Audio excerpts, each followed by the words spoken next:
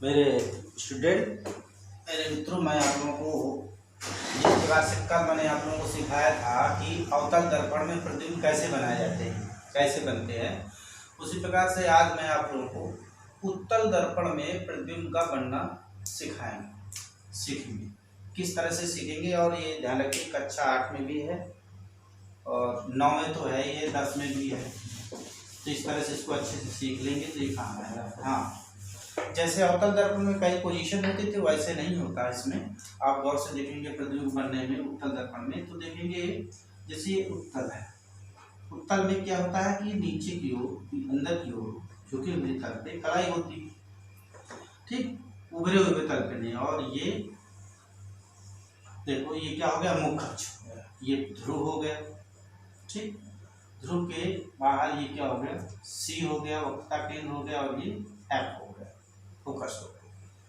वस्तु यहाँ पे रखें, चाहे यहाँ पे रखें चाहे जहाँ पे रखें, ठीक। उसे जब वस्तु को कहीं पे रखें, वस्तु रखते हैं तो ये क्या हो जाता है, सीधा ऊपर की ओर चला जाता है, परावर्तित हो जाता है। लेकिन परावर्तित जाता है पीछे की ओर कुछ नहीं होता, आती हुई किरण प्रतीत होगी इसमें। और दूसरी किरण कहाँ से जाएगी, वक्रता केंद्र से ऐसे जाएगी और सीधा वापस आ जाएगी। लेकिन पीछे की ओर देख लो, सीधा आती हुई प्रतीत होती है। तो ये हम कह सकते हैं जैसे कोई हो गई ए बी वस्तु, एम से टकराई, M1 M2 घात हो गई, और मान लीजिए सी की ओर चली जाए, सी की मतलब डी की ओर परिवर्तित हो जाती है।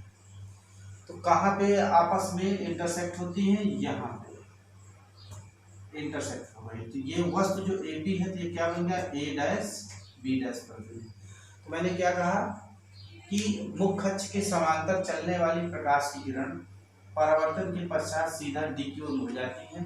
दूसरी किरण वक्रता केंद्र की ओर जाती है लेकिन पुनः वापस आ जाती है, लेकिन ये फोकस की ओर आती हुई प्रतीत होती है। और साथ में देखेंगे दूसरी वक्रता केंद्र से जाती हुई उसी किरण में वापस आ जाती है।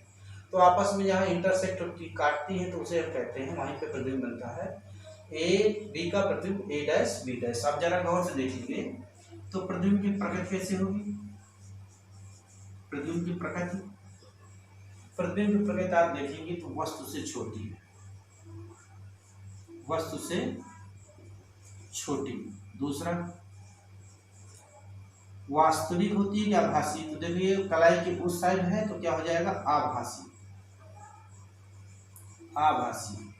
तीसरा नंबर देखो, ये आभासी होगी। तीसरी नंबर क्या है, आपने गौर किया होगा कि ये सीधी है तो ये भी सीधी, सीधी। ध्यान रखना, अवतल में क्या होता था कि पोजीशन बदलते थे, लेकिन इसमें ध्रुव अंदर की ओर है, वस्तु कहीं पर भी रखोगे, आप गौर देखो, चाहे वस्तु कहीं पे रख दीजिए, कहीं पे, मान लीजिए वस्तु को मैं कह दूं कि यहाँ पे रख देते, ठीक, तो वस्तु कहीं पे रख देंगे लेकिन प्रतिबिंब कैसा बनेगा, वैसा ही बनेगा।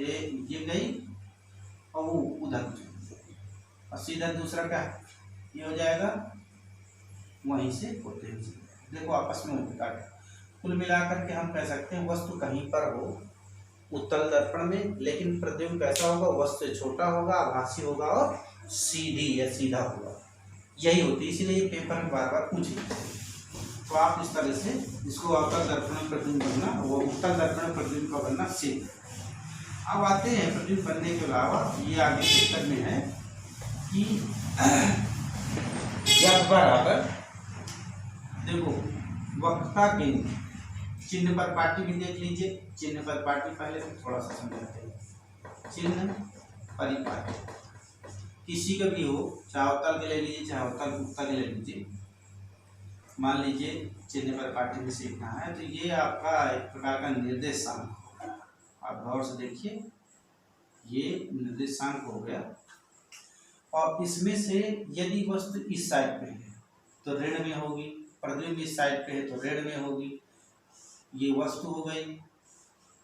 और इधर अगर ऐसे है तो इधर इधर का बन रहा है या इधर बन रहा है तो क्या होगी, धन में होगी, और ये भी धन में होगी। देख लो, इस साइड है तो धन में, और इस साइड है तो ऋण, इस साइड है तो धन में, इस साइड है तो ऋण। चलिए बस यही है चिन्ह पर पार्टी में, और कुछ नहीं पढ़ना है। अब आपको थोड़ा सा आगे देखते हैं। हम सिद्ध करने के लिए सबसे पहले आपको सिखाएंगे कि अवतल दर्पण में, अवतल दर्पण में किस प्रकार से अवतल दर्पण में फोकस दूरी बराबर, चल नहीं पा रहा, तो अब देखेंगे फोकस दूरी बराबर वक्रता केंद्र, वक्रता त्रिज्या बटे 2 सिद्ध करना। कुल मिलाकर के यफ बराबर आर बटे, यफ बराबर आर बटे 2 सिद्ध करेंगे। ये पेपर में बहुत आता है, तो हम इसके बारे में पढ़ेंगे दोनों, किस तरह से सिद्ध करना है। ठीक है, बड़े सिंपल तरीके से आपको समझाएंगे। ठीक, तो अब आते हैं इसके बारे में। Thank you.